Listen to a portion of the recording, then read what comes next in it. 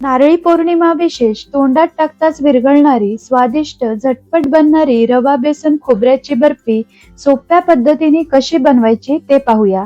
त्यासाठी 1 कप रवा भाजून घेऊ. त्याचसोबत अर्धी वाटी बेसनही भाजून घ्यायचं. सुरुवातीला तूप न घालता 4-5 मिनिटं भाजून घ्यायचं, म्हणजे रवा बेसन लवकर भाजले जातं.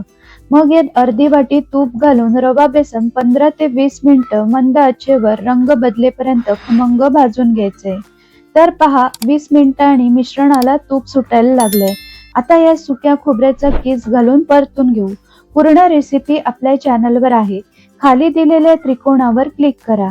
यामध्ये पाव कप मिल्क पावडर घालून मिश्रण काढून घेऊ. त्याच कढईत 1/2 कप साखर आणि अर्धा कप पाणी घालून एकतारी पाक करून घ्यायचे. यामध्ये वेलची, जायफळ पावडर आणि बेसन रवा खोबऱ्याचं मिश्रण घालून परतून घ्यायचं. मिश्रण पाकामध्ये व्यवस्थित मिक्स करून घेतल्यावर तुपाने ग्रीस केलेल्या ताटात काढून थापून घ्यायचं.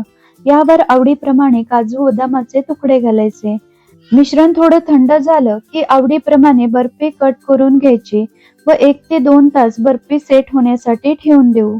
तयार आहे मस्त मऊ आणि अतिशय स्वादिष्ट रवा बेसन खोबऱ्यांची बर्फी.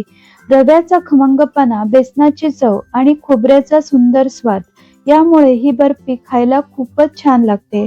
आवडली ना रेसिपी? मग एक लाईक आणि पटकन सबस्क्राईब करा.